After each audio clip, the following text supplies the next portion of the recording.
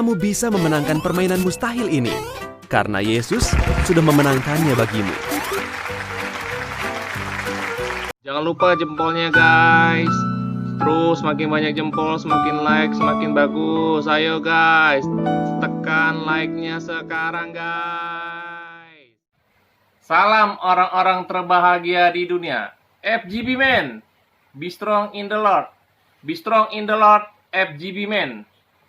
Hari ini Kamis 4 Juni 2020, kita akan melihat keseruan Zoom meeting FGB MFI Regional Nusa Tenggara Timur atau NTT dengan tema Berkat Baru dalam Badai COVID-19. Pembicara hari ini adalah Mr. Johannes S. Najoan, seorang advisory board FGB MFI Indonesia. Jadi, saksikan video ini dari awal sampai akhirnya ya. Terima kasih. Sebelum kalian menonton video pada channel ini, jangan lupa di-subscribe serta nyalakan tombol lonceng untuk mendapatkan informasi terbaru dari channel ini. Terima kasih. Shalom. FGB Men, be strong in the Lord. Be strong, Lord. Be strong in the Lord. FGB Men. Pertama-tama, terima kasih untuk kesempatan yang diberikan kepada saya. Pak Hengki sudah memberikan kesempatan kepada saya untuk bersaksi. Terima kasih. Di wadah FGB MFI ini saya belajar banyak dari orang-orang hebat. Saya belajar banyak dari pengusaha-pengusaha yang selalu setia dalam melayani Tuhan dan selalu berbagi apa yang mereka alami dalam kesaksian hidup mereka. Nah, di wadah ini saya juga terus bertumbuh. Saya lihat semangat dari orang-orang muda juga luar biasa, dari Bobby dan teman-teman bergerak terus untuk kemuliaan Tuhan, untuk bersaksi di mana-mana. Baik, perkenalkan, nama saya Charlie Widodo. Saya diberkati 1 istri dan 4 orang anak. Anak saya yang pertama cewek, kedua cowok, ketiga cewek, dan keempat cewek. Jadi saya hanya punya 1 putra dan 3 putri. Pekerjaan saya bergerak awalnya dari dunia kontraktor, dan setelah saya punya modal, saya buka toko bangunan, dan belakangan ini kami lagi mengembangkan supermarket. Kalau ke Atambua bisa lihat kreatif mart. Kalau toko bangunan kami kreatif bangunan. Baik, saya ikut Tuhan juga karena ada masalah, ada sakit penyakit, dan pada tahun 2004-2005 saya mulai lahir baru. Nah, sampai perjalanan saya mengiring Tuhan, tentu diproses Tuhan terus-menerus, dari karakter, semua hal diproses dalam suka dan duka, terus diproses Tuhan. Nah, dan pada akhirnya saya tahu bahwa Tuhan Yesus baik dan terus memproses saya. Beberapa hari belakangan ini, ada pada tanggal 23 Mei, 2 minggu yang lalu, saya mengalami goncangan yang luar biasa, goncangan iman yang luar biasa. Ketika saya ada di toko bangunan, di dalam toko, tiba-tiba ada mobil kami, mobil pick-up yang biasa antar bahan bangunan di sekitar dalam kota. Itu mobil tiba-tiba masuk ke dalam toko saya, masuk dan menabrak kasir dan etalase. Saya juga kaget. Waktu itu saya langsung keluar, namun kejadiannya tidak terlalu keras sehingga bisa terkontrol. Dan etalase pecah dan saya keluar. Waktu saya lihat supir saya, dia adalah namanya Om Pit. Dia bekerja cukup lama dengan kami, cukup setia. Kerja dengan saya sudah 13 tahun, dan sebelumnya kerja sama ayah saya kurang lebih 20-an tahun lebih bekerja dengan kami. waktu saya lihat di atas mobil itu dia dalam kondisi tidak bisa bergerak begitu. Terus saya buka pintu, saya panggil para karyawan, saya bilang kita angkat komplit dulu, kayaknya ini ada sesuatu sehingga dia tidak bisa bergerak. Dan waktu itu kami coba angkat, keluarkan dia dan beristirahat kurang lebih 5-10 menit. 5-10 menit. Tapi saya lihat kondisinya kurang bagus ini. Saya langsung bilang, kalau gitu kita langsung bawa dia ke rumah sakit.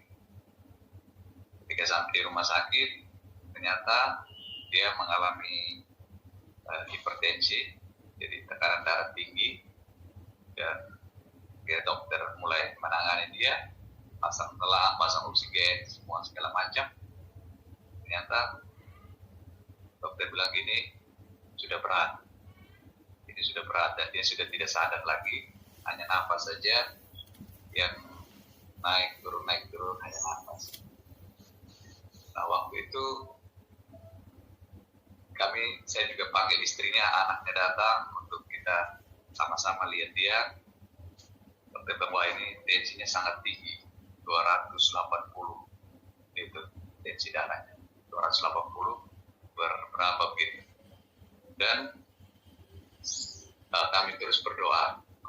Saya juga berdoa bersama istrinya, anaknya, kita berdoa dan berdoa minta pertolongan Tuhan. Tapi dari jam 12 siang sampai mulai waktu berjalan, tidak ada tanda-tanda bahwa ada perubahan ke arah yang lebih baik. Dan tepat pada jam 7 malam, dia menghembuskan nafasnya yang terakhir. Dan waktu itu kami juga berduka sangat, duka cita yang mendalam. Terlebih istri dan anaknya, dia memiliki 1 anak dan 1 cucu. Waktu itu saya bersedih dan ikuti semua proses mulai dari semua proses penguburan dan acara-acara itu bersama keluarganya. Satu hal yang saya sangat menyesal dan membuat saya juga merasa bersalah. Nah, ketika dia bekerja dengan saya kurang memperhatikan dia yang dalam kondisi yang seperti itu. Dan itu membawa saya kepada refleksi yang mendalam, lebih dalam ketika kami sekeluarga, kami menganggap dia sudah seperti orang dalam sendiri dan kami sangat merasa kehilangan dia. Dan waktu itu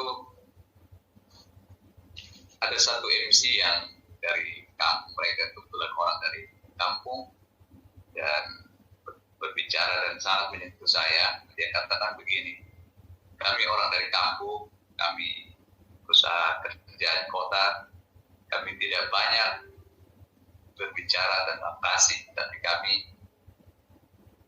hanya bisa berbuat kasih. Dan itu sangat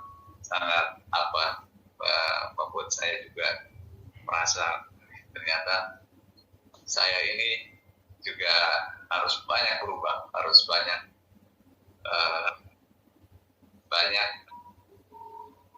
hal yang saya lakukan dulu mungkin ada yang kurang berkenan, dan saya harus banyak belajar untuk berbuat kasih seperti orang-orang yang kamu. Dan mereka acara penguburan sehingga sudah selesai dari peristiwa itu. Saya juga banyak belajar dalam merasa proses berduka itu. Saya juga selama ini memang saya tahu bahwa orang meninggal, tapi mengalami kehilangan dan mengalami penyesalan itu baru kali ini yang saya benar-benar alami. Saya tidak tahu mungkin yang lain sudah alami, tapi sesuatu kehilangan itu sampai kita merasa duka cita yang membawa kepada suatu refleksi hidup. Dan waktu itu saya juga berpikir, wah,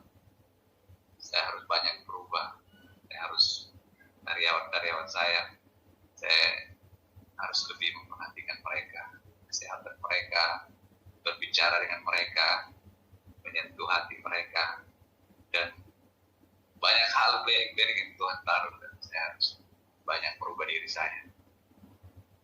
Dan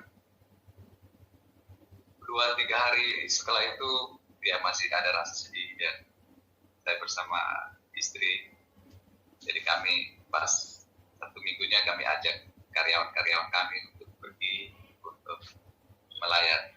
Ya coba mungkin ada videonya yang tadi saya kirim ke Bro Jamie,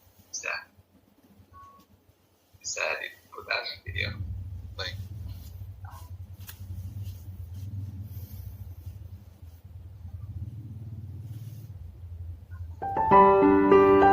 Nah ini proses bersama karyawan kami di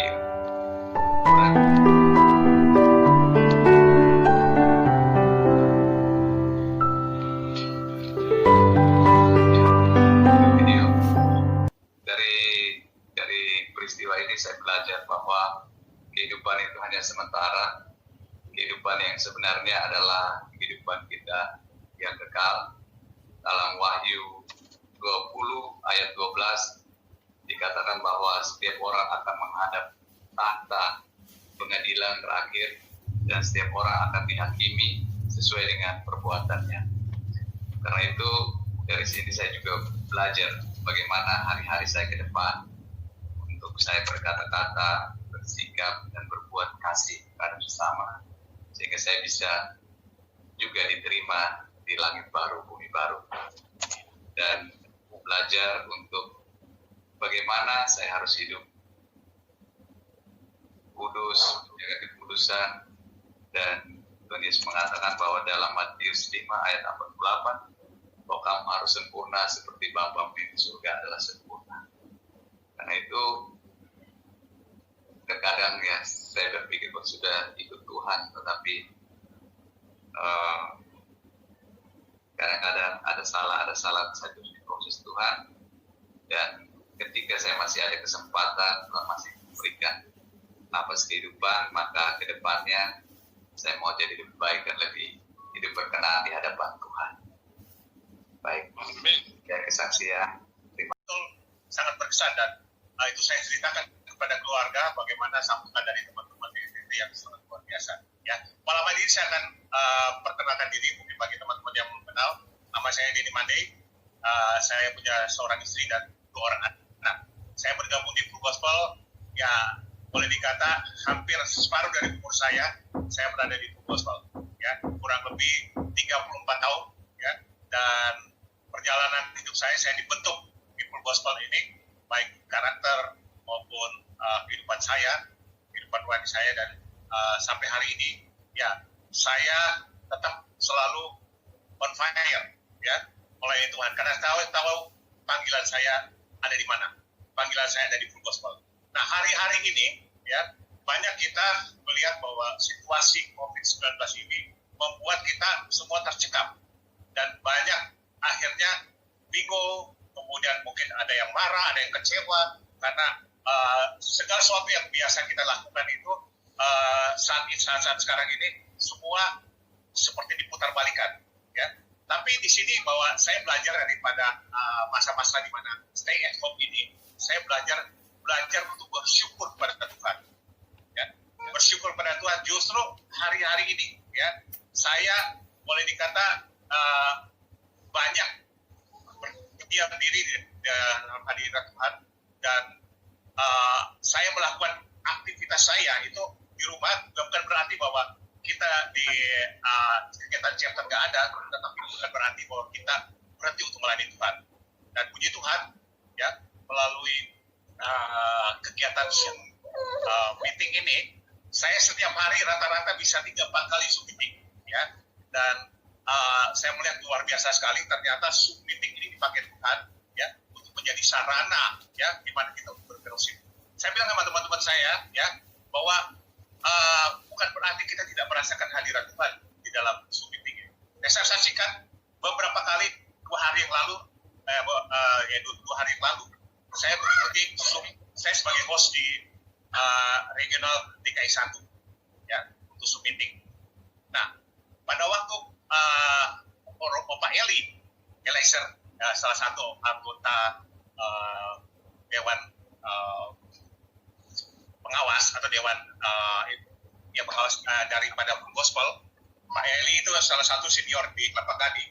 Ya, dia menyampaikan waktu itu sharing tentang Roh Kudus. Nah, waktu itu ya, saya digerakkan oleh Tuhan untuk memutar lagu Roh Kudus Pulihkan Hidupku. Pada waktu saya putar lagu itu, tiba-tiba saya merasakan hadirat Tuhan yang luar biasa. Saya bisa nangis di depan layar, ya. Dan semua teman-teman yang pada waktu itu musik dinaikkan, itu teman-teman saya lihat juga di monitor itu semua dapat jamahan Tuhan. Mereka nangis dan segala macam ya. Dan luar biasa lawatan Tuhan itu terjadi, ya. Dan saya bersyukur bahwa memang Tuhan sedang pakai kita saat-saat ini untuk selalu tetap semangat melayani Tuhan. Nah, saya saksikan juga ternyata Zoom meeting ini kemudian kemarin kita waktu kita adakan menara doa di Kelapa Gading itu hari Jumat, dan itu saya siarkan secara langsung di YouTube ya dan di Facebook, dan puji Tuhan luar biasa ya. Saya begitu kaget, surprise waktu itu saya lihat yang view itu ada malam hari itu ada 1.200 ya, 1.200 orang melihat menyaksikan ya. Dan kita semua ini sebetulnya lewat sarana ini ya, kita bisa dipakai Tuhan untuk menjangkau teman-teman kita. Ini banyak saya lihat teman-teman saya dari Pak Andrew, dari Pak Rudi ya, itu salah satu dari informasi dapat itu dari sosial media ya yang saya kirim ke mereka ya. Dan puji Tuhan ya, kita belajar bersyukur. Nah, saya saksikan bagaimana bersyukur itu luar biasa. Jadi pada waktu bulan lalu lagi puncak-puncaknya COVID-19 ya, mertua saya yang ikut sama saya usia 96 tahun itu tiba-tiba sakit ya, dia panas, kemudian dia buang-buang air sampai dia nggak bisa diem ya, dia nongkrong di toilet ya. Dan istri saya panik ya, udah hubungi saudara-saudaranya yang lain semua, dan dia udah nangis ya. Dan saya bilang kita berdoa, kita bersyukur kepada Tuhan ya. Dan kalau kita mau bawa ke rumah sakit juga ya, pasti dokter di rumah sakit juga tolak ya, karena mereka pasti kita kena standar SOP COVID-19 ya. Dan apa yang saya lakukan, saya berdoa Tuhan, saya bersyukur, saya menyembah Tuhan, bersyukur Tuhan, kami percaya kalau Tuhan pernah beberapa kali tolong saya lepas dari segala masalah hidup saya percaya malam hari ini juga Tuhan akan tolong kami ya. Jadi sekitar teman-teman saudara-saudara bilang udah bawa ke rumah sakit, saya bilang bawa di rumah sakit, tapi pasti rumah sakit akan nolak ya. Kemudian apa yang kita berdoa, memuji dan menyembah Tuhan, dan kemudian Roh Kudus menggerakkan saya untuk menghubungi salah satu teman saya, seorang dokter di Rumah Sakit Persahabatan yang menangani COVID ya, dia bertugas di sana. Dan puji Tuhan ya, biasanya dia susah dihubungi. Malam hari itu ya, begitu saya telepon, dia ternyata buka ya, dia baru selesai bertugas, dan malam hari itu dia datang ke tempat rumah saya dengan pakaian lengkap, pakaian baru dari rumah sakit, pakaian lengkap, pakaian astronot. Dia datang, kemudian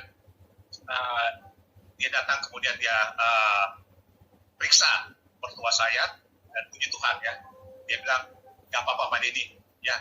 Jadi seorang dokter, seorang Kristen, kita berdoa bersama-sama. Puji Tuhan ya, malam hari itu juga ya, ibu mertua saya itu bisa sehat kembali ya. Dan kita percaya bahwa kalau kita mengandalkan Tuhan ya, kita nggak usah panik ya, nggak usah panik dengan situasi yang ada segala macam, tapi malah belajarlah kita bersyukur. Saya banyak belajar dengan kekuatan kita mengucap syukur ya. Saya saksikan sedikit ya sebelum saya tutup ya. Saya saksikan bahwa saya pernah diproses oleh Tuhan sampai betul-betul hidup saya habis ya.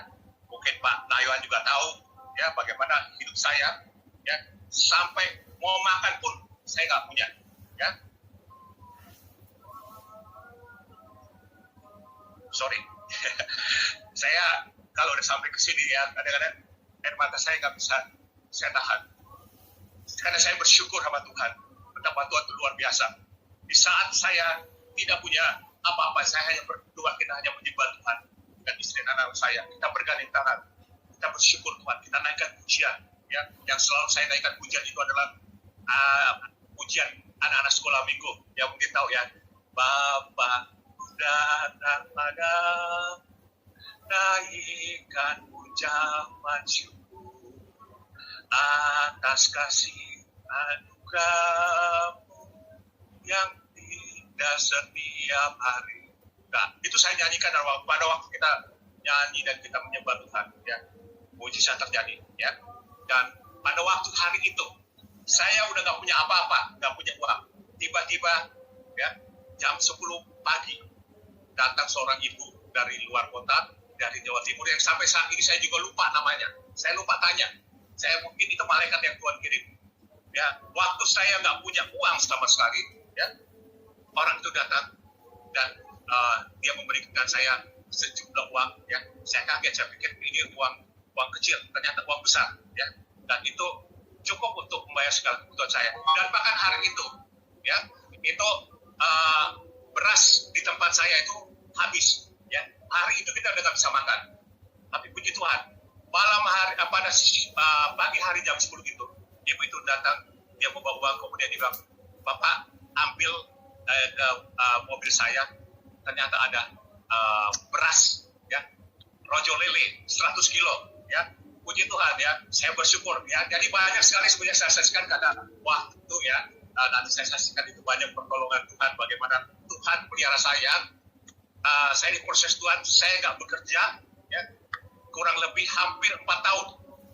Saya nggak dapat penghasilan, tapi yang luar biasa, ya, Tuhan cukupkan segala sesuatu. Dan singkat cerita, ya, akhirnya hidup saya dipulihkan, saya akhirnya bisa punya rumah sendiri, punya yang lain, dan saya bersuka cita. Ternyata, ya, yang sangat mendukung pada waktu kita keadaan sulit itu adalah keluarga. Ya. Jadi keluarga ini sangat penting, karena kalau tidak kita bersama keluarga, saya pernah hampir bunuh diri 3 kali mau bunuh diri.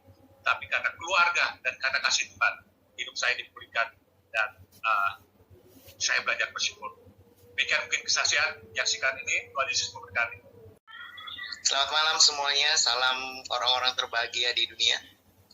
Selamat malam.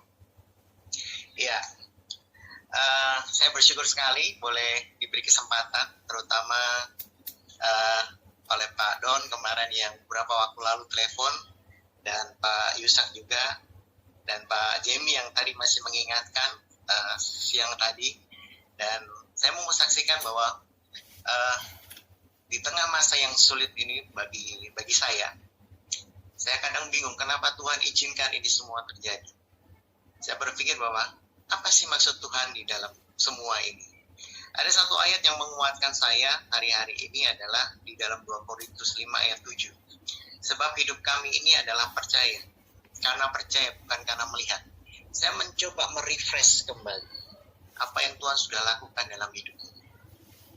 Memang ada hal yang menurut saya, ada hal yang kelihatannya sederhana, ada kelihatan yang sulit, ada kelihatan yang harus penuh perjuangan dan sebagainya. Tapi ketika kita mempercayai Tuhan, maka kita akan menghadapi itu semua menjadi lebih mudah.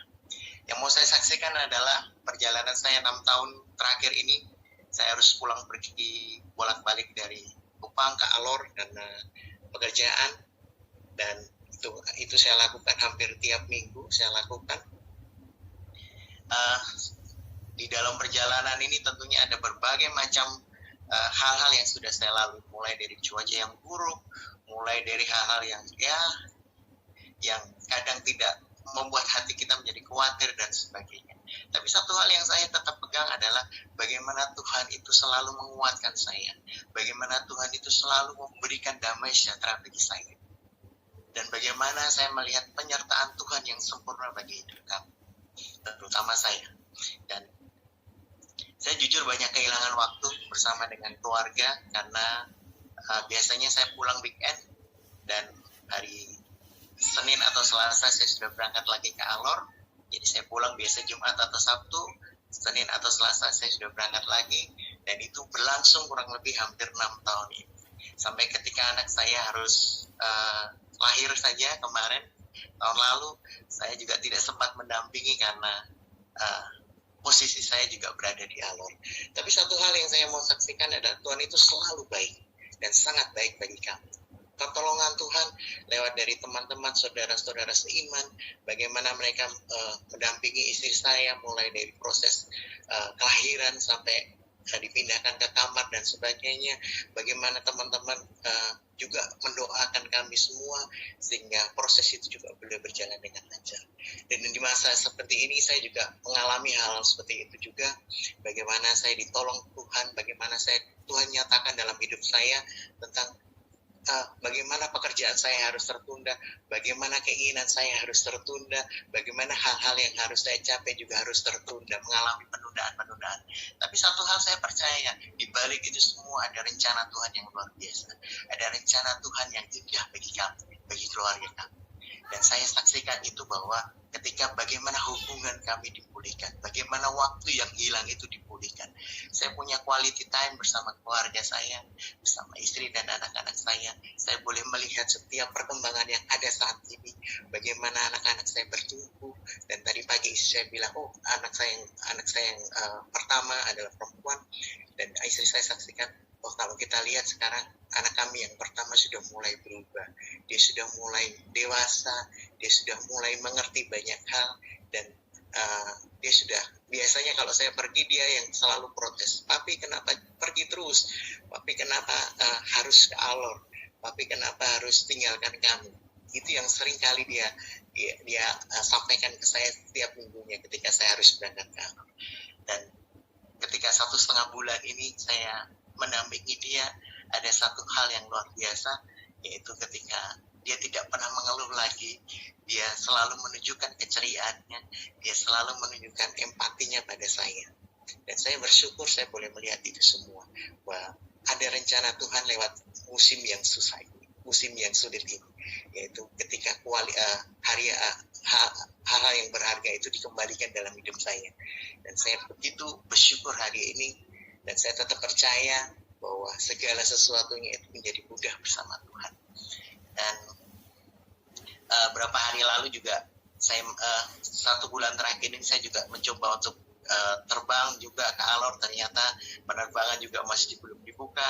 Tiap minggu saya mengecek penerbangan sampai harus setiap minggu harus cek membuat rapid test ke dokter dan harus membuat surat keterangan.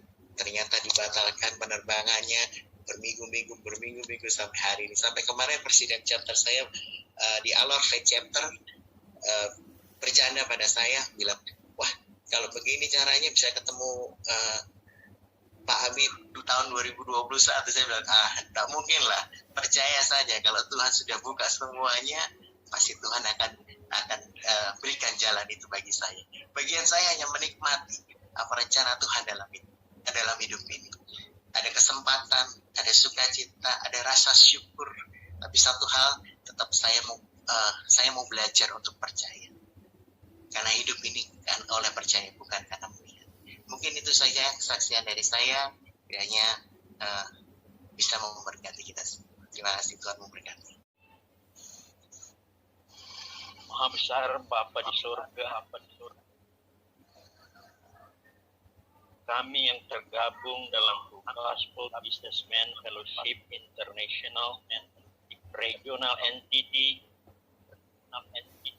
malam hari ini kami menghampiri kekudusan-Mu, kami menghampiri tahta-Mu Tuhan yang kudus. Kami datang di dalam nama Yesus Kristus, karena tidak ada nama yang boleh datang kepadamu hanya dalam nama ini.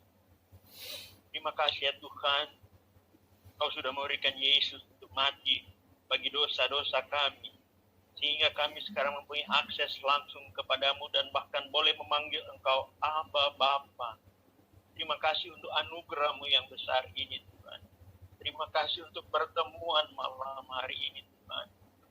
Kami bersyukur untuk Zoom meeting, dinner meeting pada malam hari ini boleh berjalan dengan baik. Kami boleh mendengar kesaksian-kesaksian yang heran dari ketiga saudara kami yang menunjukkan bahwa Engkau adalah Tuhan yang hidup, Tuhan yang ajaib, yang masih terus hidup ada di antara kami orang-orang percaya dan mengadakan mujizat-mujizat untuk membuktikan bahwa Engkau adalah Tuhan. Terima kasih untuk kesaksian-kesaksian yang sudah kami dengar. Biar semua itu boleh memberikan kekuatan kepada kami. Dan biar Engkau memberkati saudara-saudara kami yang sudah menjadi saluran berkat pada malam hari ini, Tuhan. Terima kasih Tuhan, sebentar lagi kami akan mendengarkan suara-Mu. Karena itu Tuhan, hamba-Mu yang tidak layak, yang penuh dengan kekurangan ini, ampunkan segala dosa hamba-Mu. Layakan hamba menjadi corong pada malam hari ini. Rapi hamba-Mu dari ujung rambut sampai ujung kaki, dari yang keluar dari mulut bibir hamba-Mu ini bukan lagi pikiran filsafat manusia, tapi merupakan firman yang hidup yang mengalir dari tahta-Mu yang kudus, yang Kau rindu untuk disampaikan kepada kami yang dalam kehidupan yang menakutkan dengan adanya virus yang mematikan ini Tuhan. Tapi kami tetap setia datang kepadamu Tuhan. Terima kasih Tuhan. Kami berdoa untuk semua yang mendengarkan dimanapun suara ini berada. Kami bersyukur untuk kurang lebih 50 orang yang sudah bergabung Tuhan. Kau jamah hati dan pikiran mereka, agar mereka boleh membuka pikiran hati mereka untuk firman. Dan Engkau sendiri yang akan memeteraikan firman-Mu. Bahkan Engkau memampukan mereka untuk melaksanakan kebenaran firman-Mu ini di dalam kehidupan kami sehari-hari. Sehingga kami boleh menampakkan Kristus yang ada di dalam kami. Sehingga orang yang belum pernah membaca Alkitab, mereka dapat membaca Alkitab melalui kehidupan kami. Karena Roh Kudus-Mu yang memampukan kami.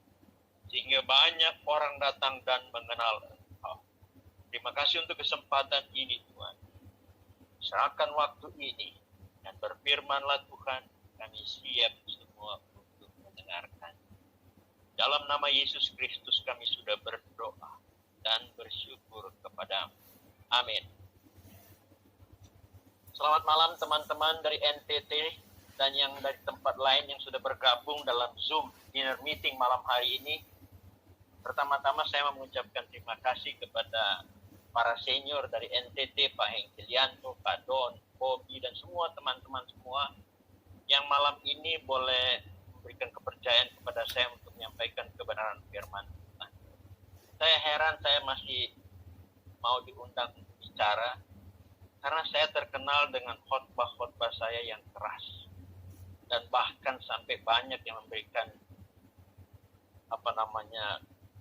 tanggapan bahwa apa yang saya sampaikan terlalu berat untuk dilaksanakan. Tapi ini adalah firman Tuhan dan saya yakinnya saya menyampaikan kebenaran firman Tuhan. Dan firman Tuhan hari ini juga mungkin Bapak-bapak Ibu tidak dapat menerima, belum dapat menerima, tapi saya akan sampaikan kebenaran ini meskipun ini sulit untuk diterima. Terima kasih rekan-rekan yang sudah mengundang saya dan seperti saya sampaikan kepada Pak Heng, Pak Don juga bahwa sebenarnya saya koreksi sedikit tema kita malam hari ini bukan berkat, tapi apa yang sedang terjadi sekarang ini di dunia ini yang menakutkan, yang menggoncangkan dunia, yang menggoncangkan negara-negara adikuasa para ahli, menggoncangkan orang-orang yang kaya raya semuanya. Goncangan ini begitu hebat. Dari sudut pandang manusia mungkin hanya mereka katakan luar biasa, tapi mari malam hari ini kita mau lihat dari sudut pandang Alkitab. Kenapa ada coronavirus terjadi di dunia ini dari sudut pandang Alkitab? Sebelumnya yang ada Alkitab di sampingnya, saya mau bacakan 3 ayat saja dari Matius 4 ayat 8 sampai dengan 10. Saya akan bacakan Matius 4 ayat 8 sampai dengan 10 yang Lembaga Alkitab memberi judul percobaan di padang gurun. 8. Dan iblis membawanya pula ke atas gunung yang sangat tinggi dan memperlihatkan kepadanya semua kerajaan dunia dengan kemegahannya. Dan berkata kepadanya, semua itu akan kuberikan kepadamu jika engkau sujud menyembah aku. Maka berkatalah Yesus kepadanya, enyah engkau iblis, sebab ada tertulis engkau harus menyembah Tuhan Allahmu, dan hanya kepada Dia sajalah engkau berbakti. Terpujilah nama Tuhan. Kenapa saya mengambil ayat ini? Saya akan jelaskan sebentar kenapa ayat ini. Tapi marilah kita sedikit melihat situasi sekarang ini dengan virus corona ini, atau sering juga kita sebutkan COVID-19 ini. Hampir setiap berita TV apapun di dalam HP kita semuanya, berita ini mengenai virus corona. Penanganannya, masalahnya, dampaknya menakutkan sekali karena virus ini begitu dahsyatnya telah merubah tatanan dunia, kehidupan sosial, kehidupan beragama, kehidupan berbisnis, tradisi-tradisi yang biasa kita lakukan dirombak semuanya. Hubungan keluarga, kehidupan keluarga, seluruh aspek kehidupan manusia digoncangkan oleh COVID-19 ini. Ada yang bertanya, apakah ini dari Tuhan atau seizin Tuhan?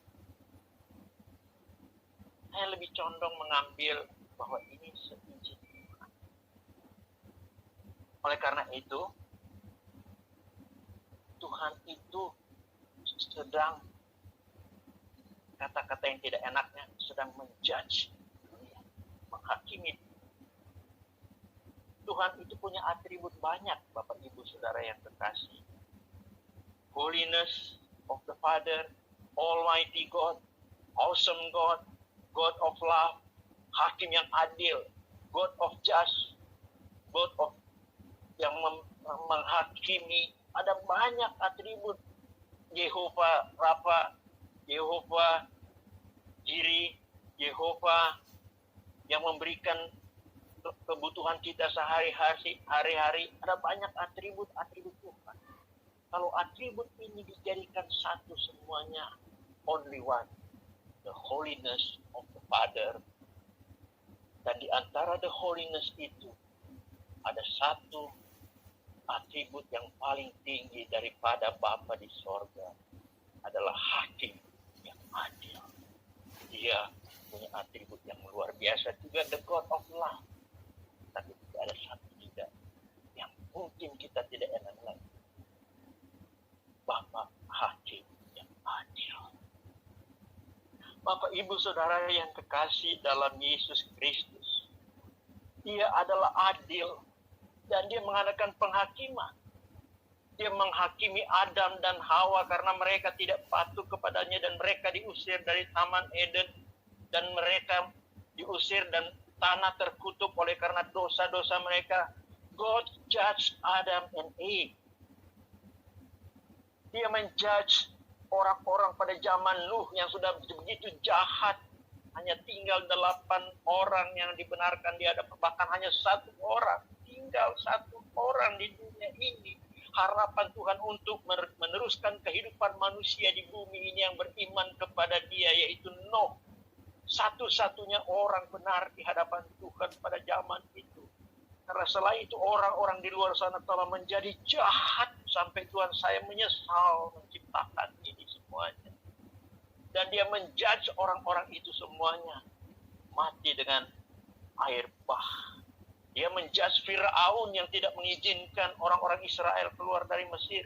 Dia menjudge Sodom dan Gomora yang begitu kejam di sana, begitu kotor di sana, begitu jahatnya orang-orang Sodom dan Gomora. Dia menjudge Achan yang mencuri barang-barang yang diperuntukkan Tuhan, yang dilarang oleh Tuhan. Dia menjudge Miriam yang melawan kepada Musa. Dia menjudge Raja Belshazzar. Dia menjudge Ananias dan Sapphira. Karena He is a God of justice, yang mengutamakan justice, keadilan. Saya mau katakan, mungkin ini enak didengar. Dunia sedang digoncangkan. Tadi disebutkan juga oleh pesaksi kalau masalah tapi siapa yang menyebutkan akan ada penghakiman yang paling mengerikan, itu penghakiman takhta. Penghakiman ini, the last judgment, penghakiman yang paling menakutkan. Seluruh umat manusia, ini dalam Wahyu 20, seluruh umat manusia akan berhadapan dengan takhta pengadilan putih. Dan Yesus menjadi hakim. Siapapun dia akan berhadapan dengan ini. Tidak ada lagi kasih untuk mereka. Yang ada adalah keadilan. Yang ada adalah judgment untuk mereka yang telah menolak dia. Tapi di dalam pengadilan takhta putih ada satu buku disebutkan di sebelahnya. Ada buku kehidupan.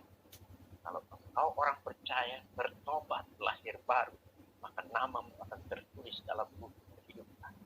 Kalau engkau kedapatan berdosa, tapi namamu ada di dalam buku kehidupan, engkau sudah diangkat menjadi anak. Dan engkau akan menuju kepada surga, akan memerintah bersama-sama dengan dia.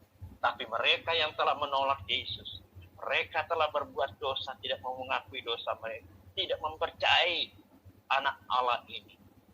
Pengadilan takhta putih ini akan mengadili mereka dan mereka akan sesudah itu akan dikirim ke neraka, terputus terpisah dengan Tuhan forever and ever di tempat yang menakutkan. Tuhan sedang menggoncangkan dunia ini. Dia sedang menjudge dunia ini dengan COVID-19. Apa yang dia sedang judge di dunia ini? Mungkin Anda tidak sampai kepada pikiran, tapi saya, karena iman saya melihat dia sedang menjudge, dia sedang menghakimi dunia yang sudah jauh dari Tuhan. Dunia saat ini, saya mau sampaikan, sedang menghias dirinya begitu menarik. Tempat-tempat hiburan yang sangat menarik sedang dibangun di seluruh dunia. Tempat-tempat pariwisata menarik. Kapal-kapal pesiar yang mahal. Bayangkan manusia begitu hebatnya bisa membuat kapal pesiar yang panjangnya 300 meter. Di dalamnya ada ribuan kamar. Ada 4 atau 5.000 orang di dalam, 3.000 para wisatawan mereka menikmati dunia dengan makanan berlimpah-limpah non-stop 24 jam. Ada opera di sana, ada kasino di sana, ada tempat menari-nari, ada klub bermacam-macam, dan mereka pesta pora di dalam kapal ini. Dan Tuhan menjudge mereka. Kapal sekarang berhenti semuanya. Tidak ada satupun, bahkan beberapa kapal tidak boleh sandar di Jepang. Ini semua kalau kita dikasih, dan Tuhan melihat manusia hidup dalam kemewahan mereka, terlalu dekat dengan dunia, mereka enjoy keindahan dunia. Dunia sedang dihiasi lebih menarik buat manusia. Yesus saja dicobai dengan keindahan dunia. Iblis menunjukkan keindahan, kemegahan, kecantikan dunia ini, dan dia katakan semua ini akan kuberikan kepadamu kalau engkau menyembah. Apalagi kita hanya manusia ini, dia pasti akan goda. Dan Tuhan melihat manusia dan anak-anak Tuhan juga sudah tergoda dengan keindahan dunia, dan kita terlalu pesta pora. Dia paling tidak suka pesta pora. 1 Januari yang lalu pesta pora yang luar biasa diakhiri dengan judgment of the Lord, banjir besar terbesar mungkin dalam sejarah, karena curah hujan pada waktu itu 3 kali lipat daripada curah hujan yang terhebat terjadi di Indonesia. Dia sampai mencapai 400 mm. He judged the people yang pesta pora melupakan Tuhan. Ada banyak orang yang akan binasa. Tuhan menangisi orang binasa, tapi manusia pesta pora. Termasuk anak-anak Tuhan juga menenjoy dunia. They spend all their money for this world, for the beauty of the world. Padahal dia katakan di Yakobus 4:4. Dengarkan ini baik-baik, Yakobus 4:4. Dia katakan kalau tidak salah, hai orang-orang yang tidak setia, kalau engkau membangun persahabatan dengan dunia, maka engkau sedang membangun bersahabat, permusuhan dengan aku. Listen to this. Kalau engkau menyenangi dunia, kalau you enjoy the world, you senang dengan dunia, dengan dia punya kuliner yang makanan-makanannya paling enak, apalagi makanan-makanan di Jepang dengan wagyunya harganya juta-jutaan, makanan Jepang yang terkenal. Kalau you really enjoy it and you spend all your money untuk ini, judgment of the Lord. Ayat Yakobus 4:4 berbicara. Engkau sedang membangun hubungan sahabat dengan you enjoy the world. Dunia ini adalah musuhnya Tuhan, tapi dia mengasihi dunia ini. Dia mengirimkan anaknya tunggal Yesus Kristus supaya siapa yang percaya pada Yesus tidak binasa, melainkan beroleh hidup yang kekal. Anda sudah pernah mendengar mengenai menara yang luar biasa di atas muka bumi, Burj Khalifa kalau tidak salah. Saya kemarin menonton di Discovery bagaimana menara ini dibuat. Tingginya 800 meter pada saat itu. Bangunan-bangunan tertinggi dunia hanya berkisar 300, 350, 360. Dan Burj Khalifa ini dibangun langsung 800 meter. Ada perkantoran, ada hotel, ada apartemen di bangunan ini. Wah, saya melihat dikupas mengenai cara membangunnya luar biasa manusia. Saya teringat dengan manusia membangun Babel. Dan menawarkan ada jutaan turis datang setiap minggu di bangunan-bangunan ini.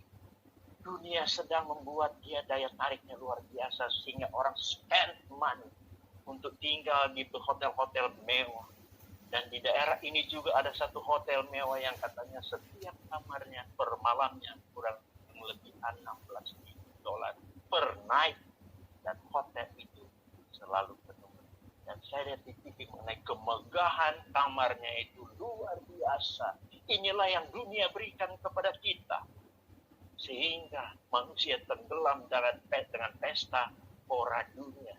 Dan dia mendatangkan judgment kepada manusia. Bahkan kepada pemerintah, dunia usaha, dunia industri, travel, penerbangan. Semua berdampak akibat COVID ini. Menakutkan sekali. Dan termasuk dunia pariwisata, Bali langsung drop, tinggal 20%. Penerbangan habis. Berapa hari lalu saya baca, Lion segera menghentikan operasi mereka. You tahu berapa harga satu pesawat Boeing 737 itu? Kurang lebih $200 juta. Ada ratusan pesawat yang harus diam dan tidak bisa beroperasi. Karena no passenger. Kerugiannya berapa? Saudara tahu kalau pesawat nganggur 1 minggu, harus diadakan pengecekan sekali lagi. Seluruh bagian-bagiannya kemungkinan ada perubahan karena tidak pernah dipakai. Oleh karena itu pesawat selalu harus terbang, malah akan lebih baik. Karena peralatannya selalu berfungsi.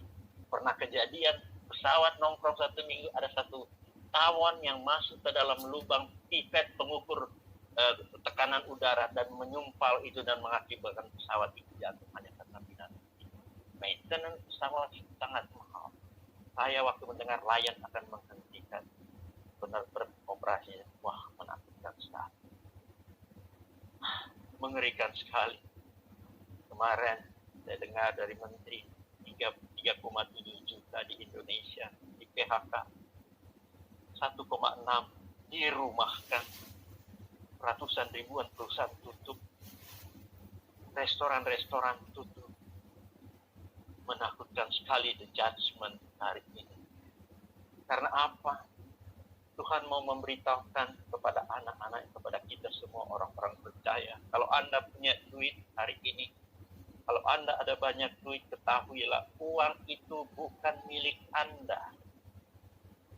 Karena dia mengatakan, siapa yang memberikan kemampuan kepada Anda untuk memperoleh kekayaan? Hanya Dia yang mengizinkan.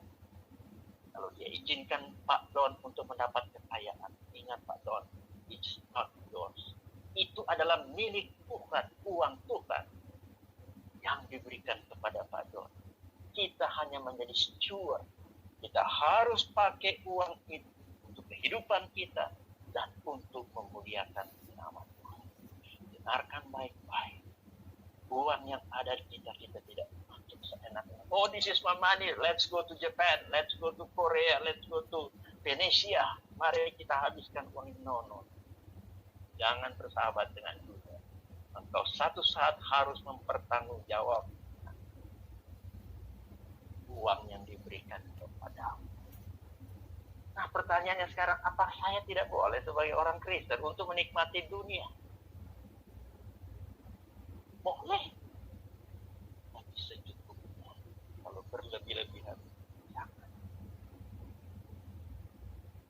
Kenapa? Rasul Paulus di dalam Filipi 3:7-8, Rasul Paulus ini dulu orang dunia. Dia mengecapi dunia. Tapi setelah dia mengenal Tuhan Yesus, setelah dia dekat dengan Tuhan, dia katakan di dalam ayat ini, di dalam surat Rasul Paulus kepada Filipi, bahwa kedekatanku kepada Tuhan menyebabkan aku melihat yang dulu saya banggakan, yang the world saya banggakan, jadi sia-sia. Bahkan Rasul Paulus katakan dalam ayat ini, Filipi 3 ayat 7-8, bahkan yang dulu saya banggakan itu, yang saya enjoy, saya anggap itu sampah supaya saya memperoleh Kristus. Saudara-saudara yang kasih dalam Yesus Kristus, orang-orang yang banyak uang, dengarkan, Tuhan begitu keras mengatakan ayat ini. Karena Rasul Paulus berkata, Rasul Paulus, kedekatannya kepada Tuhan, kalau semakin dekat kita kepada Yesus, maka kita semakin melihat dunia ini nggak ada gunanya. Kata Rasul Paulus, bukan kata Pak Nayon. Dia katakan, yang dulu ku banggakan, dulu ku hebat, setelah aku dekat mengenal Kristus, aku melihat itu semua sama. Lalu apa yang kita pelajari dari melalui pandemi ini? Number one, hidup manusia ternyata hanya sangat rentan. Binatang yang satu kecil ini yang namanya COVID-19 atau virus corona ini, you tahu berapa besar binatang ini? Tidak bisa dilihat dengan mata telanjang, tidak bisa lihat dengan mikroskop yang punya kekuatan 300 kali. Binatang corona ini ukurannya hanya 1/10 mikron. Perlu mikroskop elektronik yang canggih untuk dapat melihatnya. You tahu berapa 1/10 mikron? Artinya kalau ada 10.000 virus corona dibariskan, 10.000 itu akan mencapai 1 milimeter. Sebegitu kecil. Virus ini, binatang ini begitu kecil, tapi begitu masuk ke paru-paru Anda langsung menyebar menuju paru-paru Anda. Itu kecil manusia. Kenapa? Kedua, kepandaian manusia yang hebat, yang bisa mengirimkan orang ke bulan, yang membuat teknologi yang seperti kita nikmati kali ini. Mereka dapat membuat senjata-senjata, sekarang sudah dibuat pesawat terbang tanpa awak sehingga tidak perlu pilot orang hidup. Dan pesawat itu lebih canggih daripada pesawat yang berpilot karena dia punya komputer yang hebat. Dia bisa memilih sasaran dengan tepat. Tidak ada orang di dalamnya, hanya dikemudikan dari satelit. Tidak bisa dijab. Pesawat itu begitu canggihnya. Tidak tahu dia ada di mana, hanya ada di layar sang operator. Tapi kameranya yang dapat melihat ke dalam gedung-gedung di mana di bawah bumi ini, dia dapat menghitung jumlah orang yang ada di dalam gedung oleh kamera. Teknologinya luar biasa, tapi Amerika pun yang hebat ini tidak dapat mengatasi. Para profesor, para dokter, para PhD, para pemenang hadiah-hadiah Nobel, 80 negara sekarang sedang berlomba-lomba untuk mencari vaksin daripada virus ini yang belum jelas kapan bisa didapatkan karena harus dicoba dulu. Ternyata kepandaian, kehebatan manusia tidak dapat berbuat apa-apa dengan tadi. Cuma dibuat untuk menunjukkan kepada manusia, you are nothing. You need God. Engkau memerlukan Tuhan.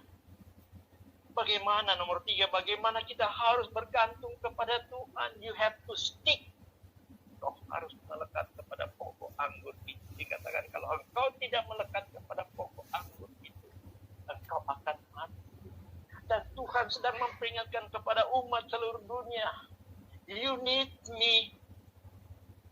You cannot live without me. Karena waktu ini cerita sedikit. Boleh ada waktu sedikit? Saya minta izin moderatornya. Sedikit saja. Saya sudah habis waktunya kalau sudah 45 menit. 40 menit. Ya, silakan Pak Najwan, lanjut. Oke, terima kasih. Kenapa kita harus diem? Karena pada waktu dia mencipta dia hanya berfirman kepada ini, dia berfirman kepada tanah untuk jadi binatang, dia berfirman kepada tanah untuk jadi tumbuh-tumbuhan, dia berfirman kepada air untuk jadi ikan, dia berfirman kepada langit untuk melahirkan bintang-bintang. Tapi waktu dia menciptakan manusia, kepada siapa dia berfirman? Dia berfirman to himself.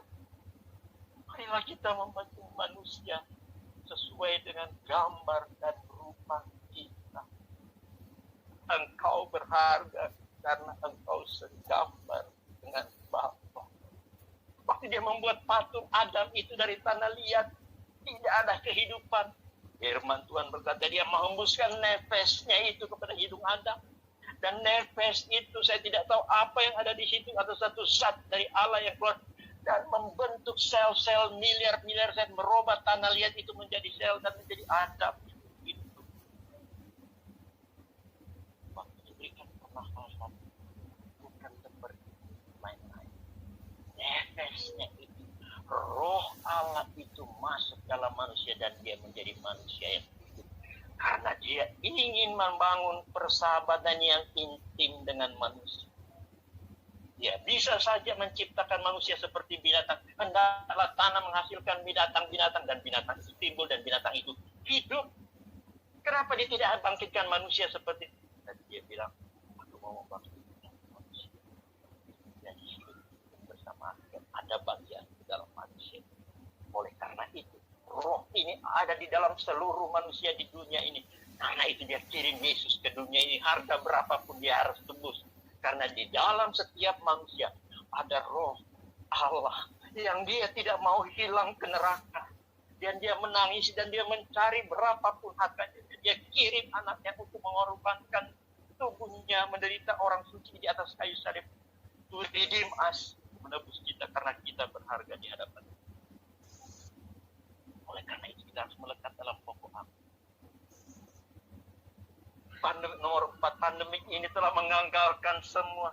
Pandemi ini telah menggagalkan semua rencana-rencana manusia yang tidak memperhitungkan. Program-program pemerintah, program-program liburan, program-program dagang, program-program transaksi, program-program manusia, rencana-rencana semua manusia, pesta olahraga dibatalkan. Pemindahan ibu kota dibatalkan karena kesombongan manusia tidak melibatkan Tuhan. Nomor 4 yang kita lihat di sini, Tuhan membatalkan semua rencana-rencana, jutaan rencana manusia batal karena COVID-19. Nomor 5 kita belajar, manusia tidak ada kepastian hidup. Kita tidak tahu nanti apa yang akan terjadi nanti. Saya melihat cucu-cucu saya yang lucu-lucu, yang cantik. Ada cucu saya yang laki, ganteng, lucu. Tapi dalam hati saya berpikir, kalau aja kita sudah hidup dalam dunia yang kayak begini, mereka hidup nanti bagaimana hidupnya mereka nanti? Tidak ada kepastian dalam kehidupan manusia. Ada satu program di TV Amerika yang namanya disebut Psychic. Program ini menceritakan bahwa mereka bisa meramal kehidupan orang-orang semuanya. Kehidupannya. Setelah beberapa bulan program Psychic ini bangkrut, lalu orang bilang, saya harap dia sudah meramal bahwa dia akan bangkrut. Kehidupan kita tidak ada kepastian kalau kita tidak bersama-sama dengan dia. Ada bagian yang terakhir. Sebagai HGB Man, bagaimana kita melihat COVID-19 ini? You jangan tuntut kita akan dapat berkat-berkat besar. Stop. Ini adalah momentum berdiri sebagai anggota FGB Men bukan kebetulan Tuhan memilih Anda. Kalau kita melihat semua orang-orang sakit, pemerintah, dokter, bagaimana laboratorium bekerja semuanya, penularan terus terjadi disebabkan oleh COVID ini. Sangat luar biasa upaya manusia untuk mengatasi ini. Di mana sekarang kita berdiri? Kita menganggap virus ini menakutkan, dahsyat. Dengarkan FGB Man, ini yang terpenting dari message malam hari ini. Manusia berlomba-lomba mencari obat vaksin untuk menangkal virus yang menakutkan dunia, telah membunuh ribuan manusia, membuat orang bangkrut, membuat orang tidak nyaman. Tapi manusia lupa. Dengarkan, listen to this, my brother and sister. Listen. Manusia, para ahli, ada virus yang berbahaya, virus corona. Virus ini, virus toksik. Virus dosa yang ada di dalam manusia jauh lebih berbahaya daripada virus corona. Virus ini bukan saja membuat Anda mati, tapi virus ini kalau tidak dihabiskan, tidak dibawa dalam pertobatan, virus dosa ini akan mematikan Anda dan membawa Anda ke neraka. Benar, ada virus yang paling lebih berbahaya dari virus corona. Akan membawa kita ke neraka. Tapi dia membentuk FGB Man. Bagi orang percaya, apa yang harus kita lakukan? Full Gospel Businessman Fellowship International. Dengarkan ini. Pak Hengki, Pak Don, Bobby, dan semua para pengurus di NTT. Ini adalah momentum. Karena ada banyak orang stres sekarang di dunia ini. Ada banyak orang kelaparan di dunia ini. Ada jutaan orang yang di PHK, dirumahkan, kehilangan mata pencarian, kelaparan, perusahaan bangkrut, gulung tikar, berhenti beroperasi, rencana gagal, tidak ada jalan keluar. Tuhan sedang mengoncangkan dahsyat zona nyaman manusia. Sehingga dalam keadaan demikian, saatnya yang tiba, the golden moment of full gospel, untuk mengundang mereka yang stres, mengundang mereka yang sudah mungkin tidak tahu makan apa, di PHK, perusahaan bangkrut. Tetapi saya boleh tampilkan jelas. Tapi siapa mendengarkan aku, Amsal 1:3, tiga saat terakhir kali. Tetapi siapa mendengarkan aku, ia akan tinggal dengan aman, terlindung daripada kedahsyatan malam. Amin. Mari kita tutup malam. Bapa di surga, dengan talenta, kekuatan yang Kau berikan kepada hamba-Mu ini, hamba sudah menyampaikan kebenaran firman-Mu. Tuhan, mampukan semua yang mendengarkan untuk boleh melaksanakan kebenaran firman-Mu itu dalam kehidupan mereka, dalam kehidupan kekristenan mereka, dalam kehidupan iman mereka. Supaya mereka senantiasa menyenangkan hati-Mu. Mereka boleh pakai berkat-berkat yang mereka sudah terima untuk kemuliaan Tuhan.